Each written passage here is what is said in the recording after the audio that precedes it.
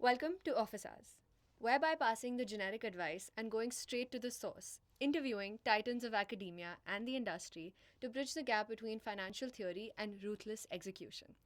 Today, we have with us Professor Mark Deane, who is a visiting faculty at Flame and has vast experience in treasury and banking, along with corporate relations across nations.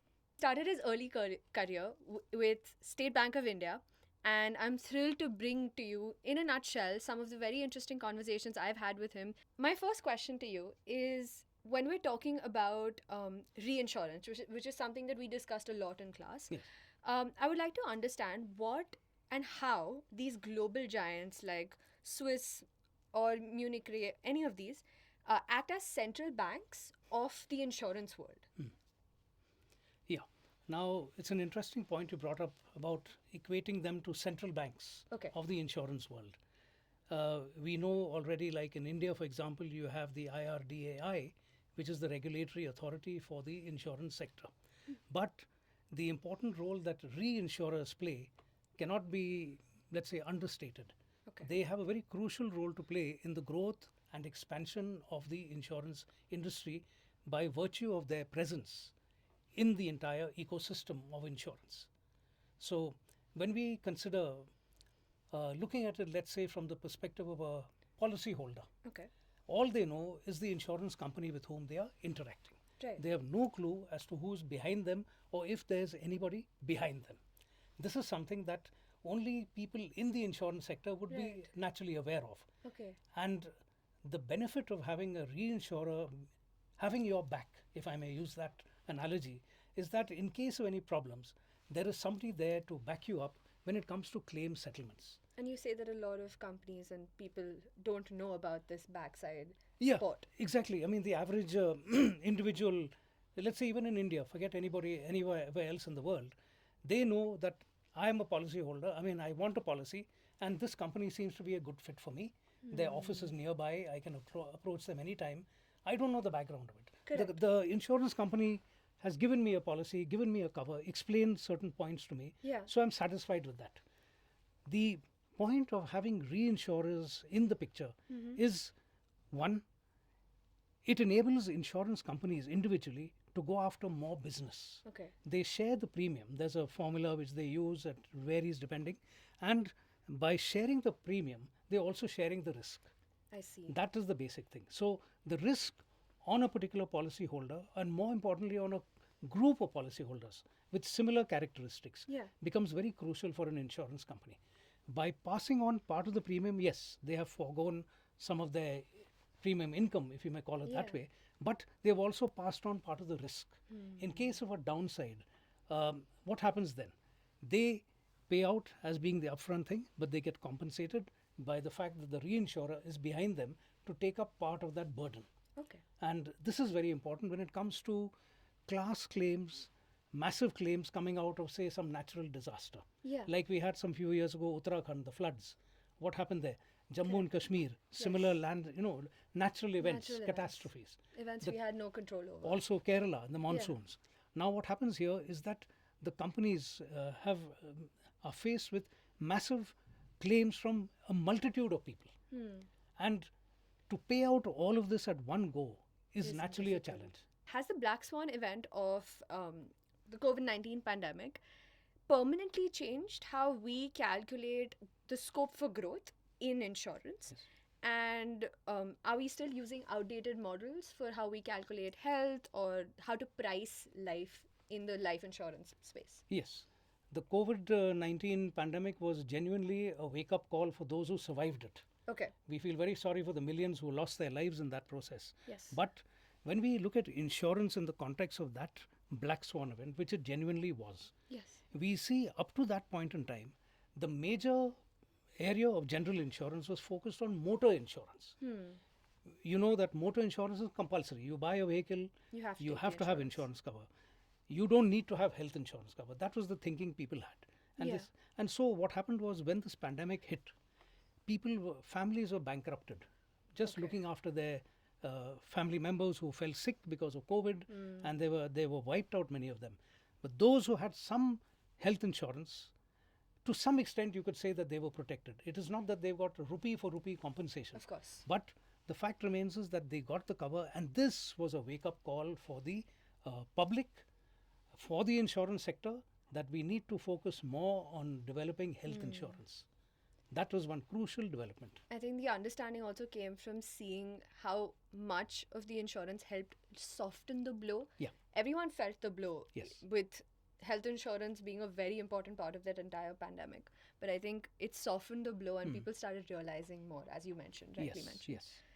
In your experience, with corporate banking structures, how do the leaders of these firms calculate the cost of float? Like, if the underwriting is profitable, Yes. are they essentially getting the negative cost of leverage and like to fuel their investment books? Right. Now here it's very crucial because the insurance companies are at the long end of the financial markets. They have policies extending up to 100 years in the case of life insurance. Okay. That means they give the comfort to the policyholder that we have covered you for life as long as you pay the premiums. That is your job. And you are interested in the cover, you carry on with it.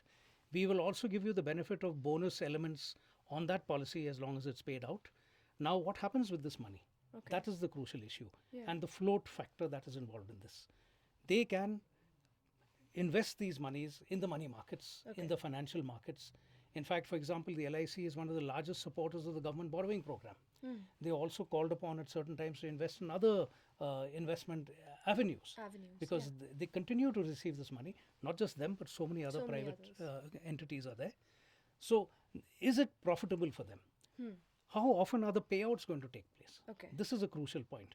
You're receiving this premium year after year, quarter after quarter, and the claim may come sometime in the future, or it may not even come at all. Right. Now, chances of a claim coming, of course, are there. Yeah. But at that particular point in payout, you are in a position to do it because you earned income over the period before the claim was actually triggered.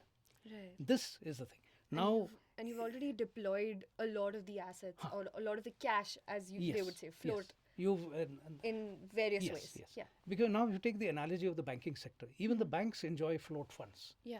You see, they get money in the short term, not like the insurance companies, and they're sitting on it before the customer has deployed that money somewhere else, and then the bank has to do the needful. Yeah. So till such time the money is sitting in the bank and it is helping them in their asset liability mismatches. Right. So this helps them balance the book, even if it is for one day. It makes a difference.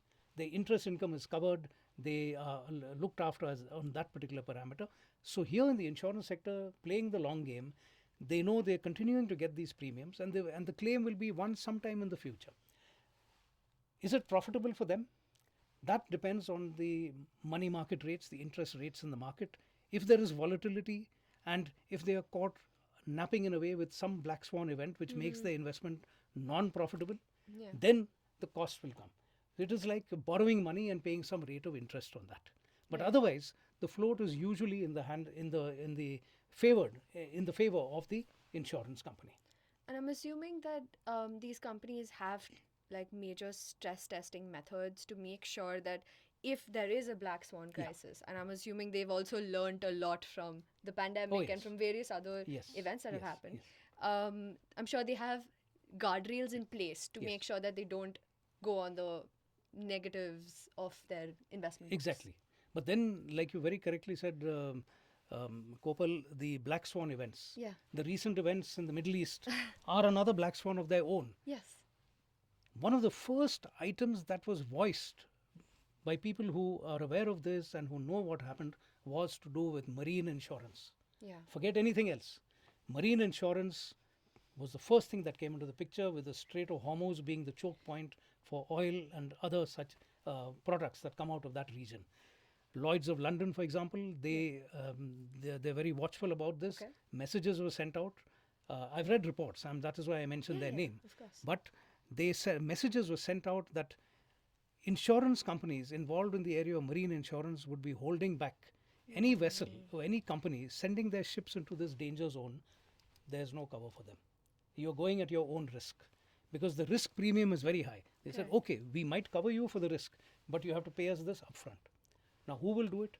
Which shipping captain or company will send their vessels in there with their men on board, lives and material both at stake? So marine insurance became a major factor in this. And beyond that, of course, we see the other type of things that have been happening there. Yeah.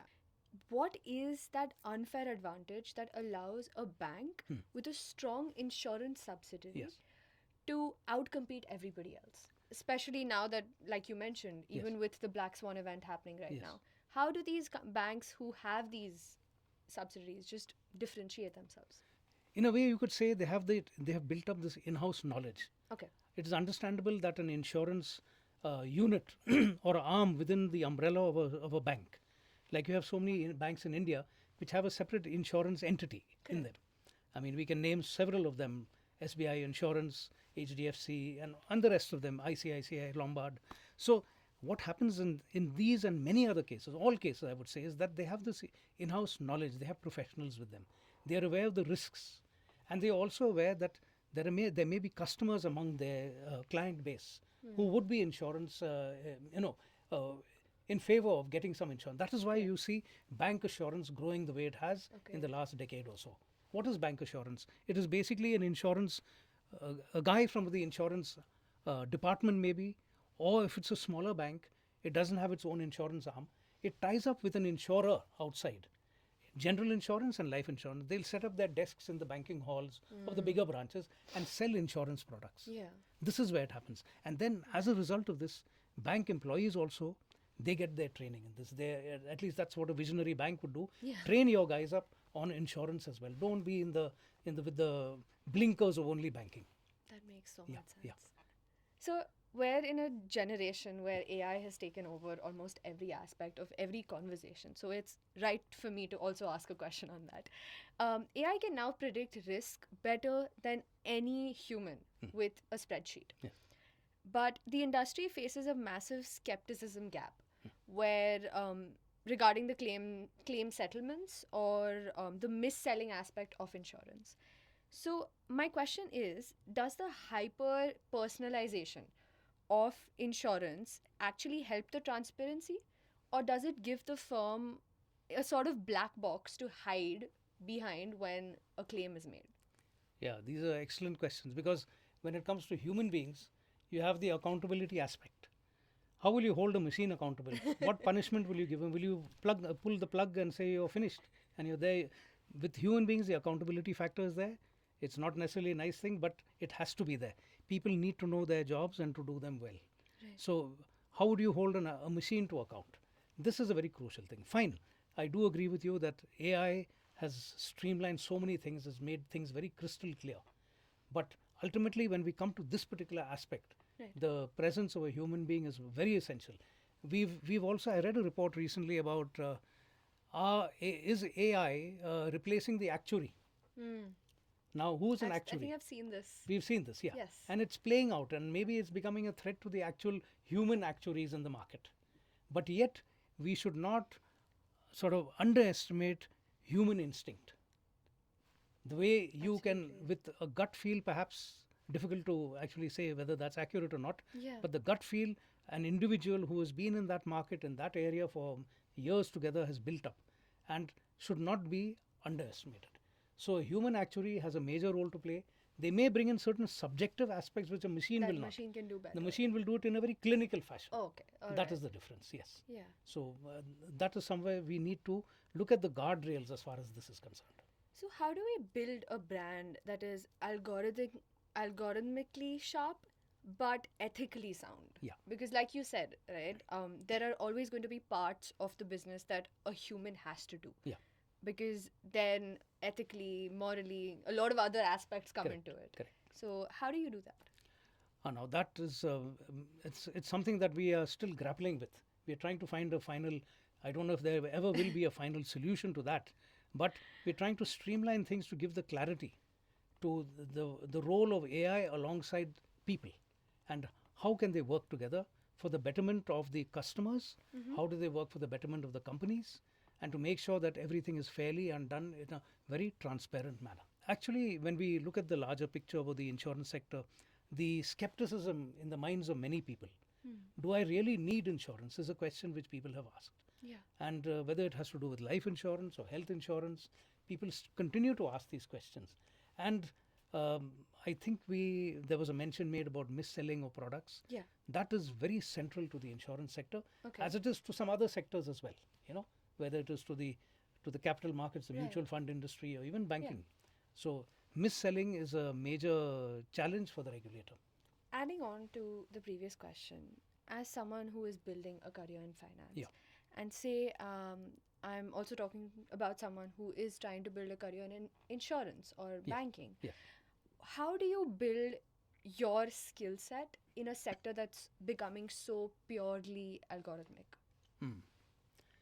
It is a struggle, and like I've even been talking to my current batches of students, Yes. that you need to try and reinvent yourself in some way. It's very Okay. easy to say that, at my stage in life and my career and all that, but it is a reality that they should not ignore. They need to see where the risks lie, and what is this challenge that is coming out from the side, blindsiding them with AI. How do you attend to it to make yourself relevant and needed in an industry that is changing all the time?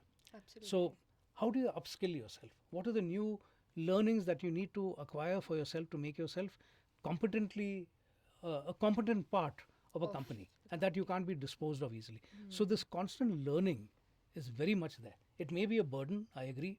There's a lot more study and application needed, but create that awareness. It's in your own long-term interest, is what I would tell a student who's looking to move out and look for careers in these areas.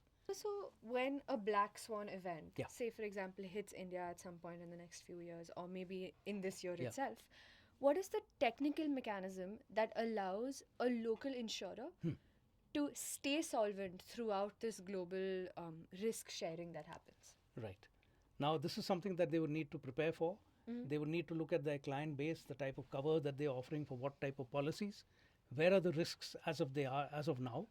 Is it, say, in general insurance? Is it fire insurance? Is it motor insurance? Is it health insurance? There's so many things. Yeah. Now, considering all these, what are the preventive steps they have currently taken, and what do they need to enhance in order to protect themselves against some such black swan event?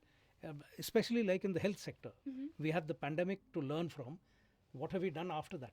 Yeah. Have we strengthened the medical infrastructure in the country? I fail to agree with that point. I feel We have agree not. as well. We have, because we as human beings have very short-term memories, and the thing is, crisis is past. Let's move on.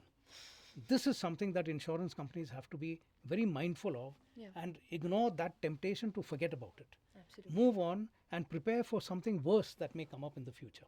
And what is it that you can do to cushion your financial base? For them, that is very important. What is the premium policy sharing that they are going through with the reinsurers? And does the reinsurer themselves, do they also have somebody behind them? That Yeah. is something that has to be examined. Making sure that all the guardrails are in Yes, place. guardrails have to be in place. So, banking and insurance is a high regulation, high friction industry, both of them. Yes. And you've seen thousands of students across your career enter the workforce. Now, we spoke about this a little earlier, but I'd love to pinpoint it. What is that one skill that banks are overpaying because LLMs can't do that? Right. Now, I think, when it comes to the recruitment process in many banks, we see this challenge where I think they also sort of like, they look at it, as they say, with rose-colored lenses or whatever. They look at an individual and they say, oh, this is where he studied or she studied. Therefore, then that logic, therefore she is smarter than the others. Not necessarily so. I have seen students coming from Mufassal colleges, from smaller towns, who have done so much better than a student who has graduated from a urban center, a town thing with many facilities at their disposal. Okay. Those students have had to come up the hard way with limited facilities at their disposal in their universities. All they got was a seat and a bench, and they had to do this. They had no major infrastructure in place. Yeah. So they had to apply themselves more diligently, because they knew for them there is no safety net. Now, that is something that companies need to examine and understand before they go about it. I've seen the anguish in students from different colleges being recruited for the same role in the same bank. And then they realize that, oh, this person got a better pay than I did. I've been offered this because of my university background or whatever. And that person comes from so-called Ivy League or whatever, getting more. Okay. So this argument has been going on for a long time, but it does not actually address the merit of the individual student. That is where certain companies, I have noticed also in my career when I've worked in the area of corporate services, where there are certain big companies who do not even look at the CGPA of a student. They look at the person. They have their Okay. own internal assessment processes. Okay. There are a couple of very big global names in this who have done this as a conscious decision. Okay. I do not, I mean, you have your CGPA. Of course, we don't want to be someone who's just about scrape through and all that. But we are not saying minimum 60%, Right. minimum 70%. We want to see the whole individual. We're moving past the generic, on paper Yeah. numbers, and I think that's also what most liberal colleges in India are doing. Yeah. They're not just looking at your grades, they're not just looking at what percentage you've gotten, Yes. but what did you do apart from that? Yeah. Because now that's the bare minimum. That's true. Yeah. So then I think in India very often, actually, I'm glad, universities like Flame have offered this rounded education to students across different disciplines. It's not like a student studying medicine and it's from medicine from year 1 to year 5. It's only that. Yeah. There's no lateral vision. I mean, in the sense that unless the individual himself or herself is Puts concerned in with the- learning something else. Absolutely. So this is where this rounded education, awareness creation, so that regardless of your marks in your final exam, Yeah. you are able to handle a crisis situation more effectively because your awareness is better. That is what I would enjoin students to be constantly apprising themselves of different areas which are away from their area of specialization. Professor, is there an untapped gold mine when it comes to women outreach in insurance? Because it's said from a long time that women often manage the household finances Yes. and are the long term securities of the family. Yeah. So, what are your thoughts on that? And coming from a very corporate relations perspective, of course, Right. does having that female led strategy actually help build more sticky capital? I think it does. People underestimate women, and of course, there are certain countries in the world which are a shame to the face of humanity. And thankfully, it had its own problems, it still has, but I think by and large, we are emerging from that mindset. Women need to have an equal, if not a better footing on the world map. Okay. I'm telling you today, with all these geopolitical events happening, had there been women leaders in these countries, you would not have had any of this issue. Look at the Nordic countries, all run by women, prime ministers or presidents, whatever their designation. That was how it was. And here, if we look down to this particular area of women, their role in families, they are actually the decision makers. The guy goes out, earns a living, comes home, and that's all. His interaction in most cases is very peripheral in that way. And it's a tragedy. That is the way things have been in society. But today we have working women. They're doing this as well as that, Yeah. and doing it very systematically. So this is where the address in the insurance sector, if there are women employees, you use their talent and their positions to reach out to the other half of the population which is otherwise not even looked at. You see, you look at the insurance company will say, okay, who's the income earner? Okay, let's talk to that individual, that guy. What about his wife? What about the children? Yeah. Just on another side note, Kopal, Absolutely. I come from a family where my mother was the eldest of 4 sisters. Okay. My wife is the youngest of 4 sisters. I have 2 sisters and 2 daughters. So I am surrounded by women. And I have learned this from my earliest of years. For a long time, when my father was in the army, posted in the forward areas, my mother was one who looked after us and brought us up for several years till he could get home or family postings. And this is something that the insurance sector, like any other sector which wants to connect with the population, needs to be very aware of. I am personally very aware of it. That's So really that good is to the sort hear. of thing that we have.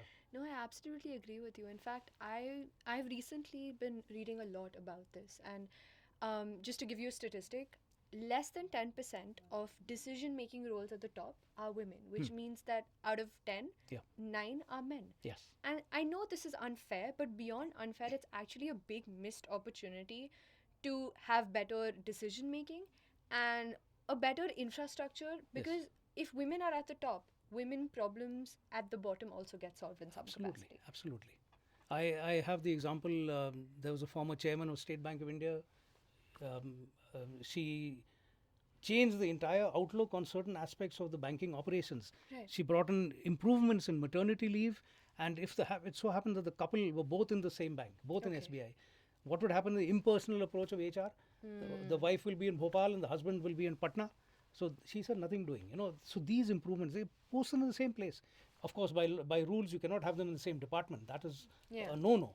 But what is the harm if they're both in the same city? You don't break the family up because they both happen to be in the same company. So these changes, which were overdue, Yeah. came into being because there was a woman at the top who understood this from her own personal pain, growing up in that system. And that's exactly what, even like, this is a little different from what we're discussing, but this is exactly what's happening in the funding space, for example. Yeah. Women-led businesses, when they get funding, they're solving for problems that women face. Yes. But the moment they don't get funding, the problems that women face are not getting solved. Exactly. And in the insurance sector, it's very important to reach out to the woman of the house. Maybe she's not the earning member, but her voice matters. Okay. And in fact, she could probably guide the final decision on certain policies and certain cover, because she will say, we need to have these things in place and those things are superfluous and we don't need to have them. That is very important. And if the woman is also working, then she has another role to play in Yeah. communicating with the woman employee of an insurance company. That's They meet eye to eye. That is something very much. That's a great perspective to have. No, it's important, because in these male-dominated societies of ours, these things get brushed under the carpet, I'm sorry to say. I absolutely agree with Yeah. you, Professor. That I've had is- 2 internships and I can vouch for that. Is it? Even at a level of internships, I can see the difference Okay. in how people are treated. Yeah.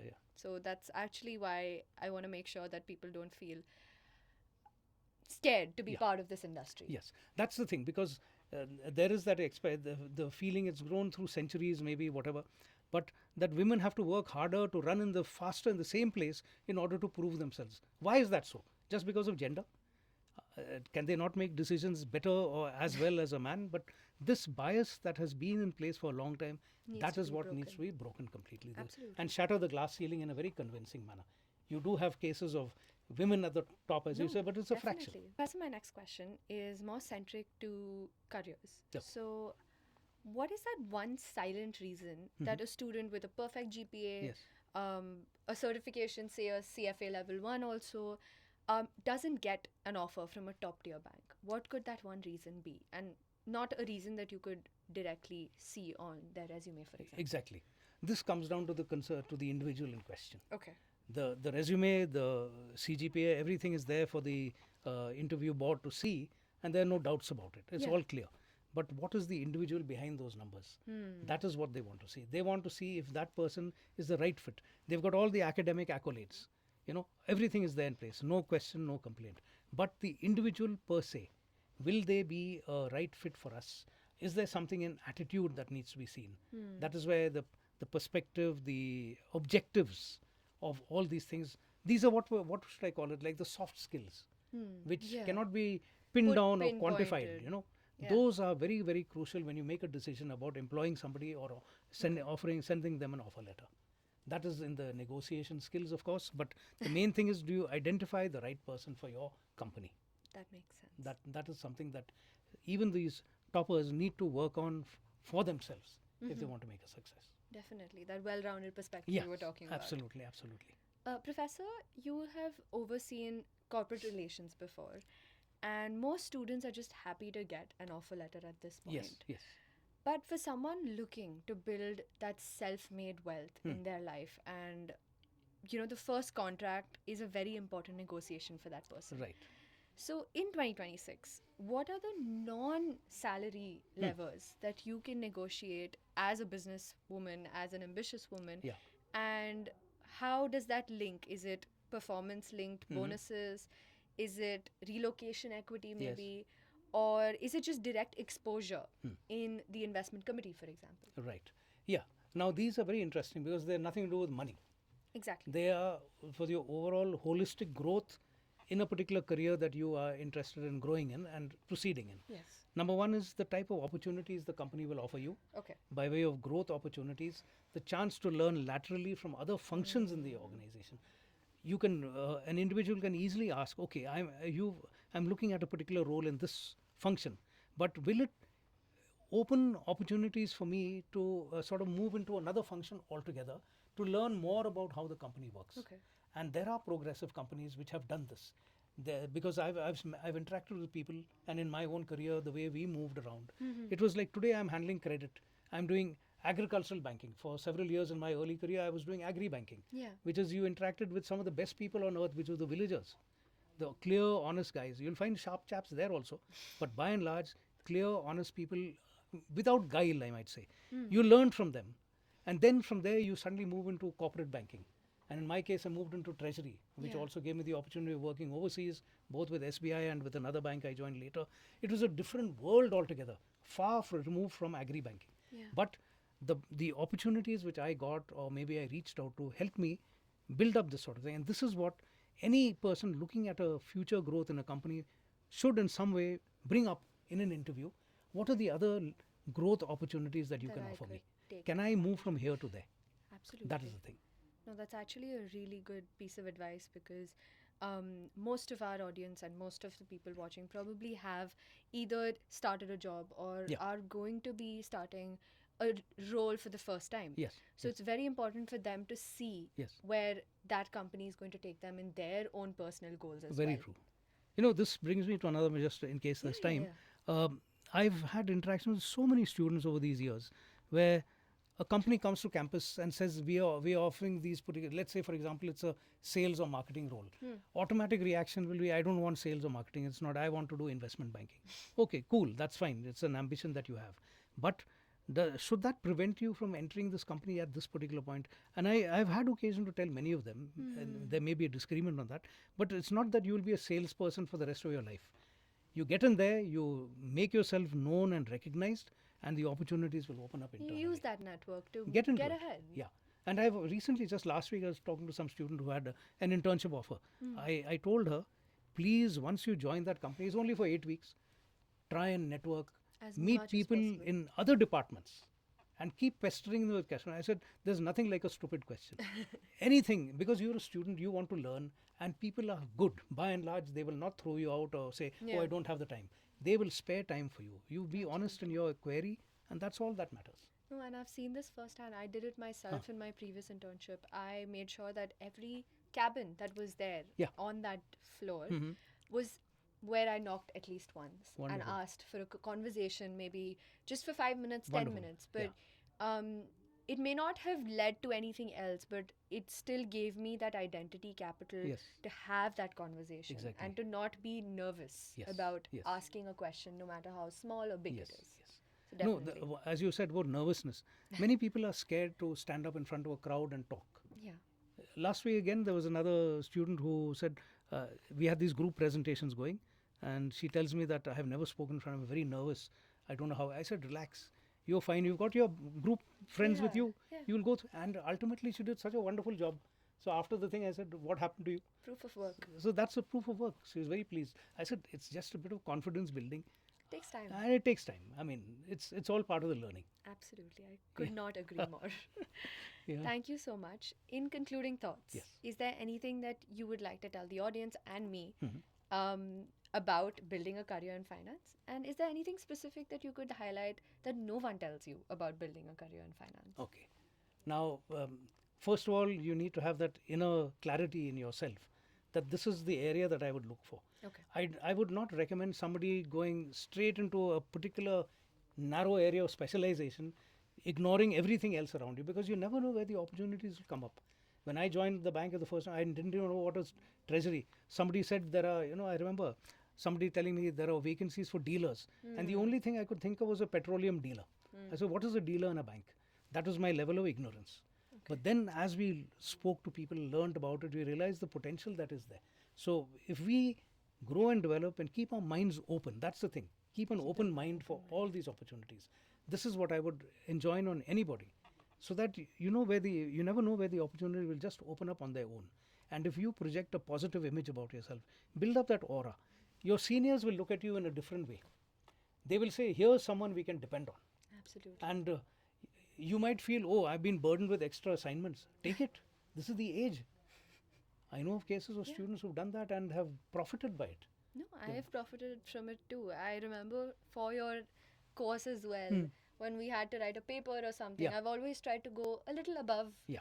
because it was not Okay, yes, it was about the grades at Yeah, some point. of course, But I agree. beyond that, there was also just the learning aspect of Yeah, it. yeah. I was trying to learn, I was trying to build that conversational capital in my head Yes, that yes. at any point, if I come across someone who works at a bank or works in insurance, I Yes. at least have a bare minimum understanding of it. That is very important. That is why the lateral 360-degree 360 type of degrees. learning. Keep reading, keep learning, move away from your core areas, read literature, read about art, whatever it is. It may Yes, not seem important to you, but but that's they the sort of serve thing. as conversational Exactly, exactly. starters for sure. Very much. One has to do that. And the thing is reading, because I know for a fact it's inevitable. Maybe the attention span of people has shrunk considerably. Instead of watching movies, we watch reels. So it's come to that. But we have to try and struggle with that temptation and keep reading. That makes sense. Yeah. Thank you, Professor. My pleasure. Thank you so much for watching. Please drop us your feedback in the comments and your takeaways in the comments. Like, share, and follow, and we will see you in the next office hour. Thank you.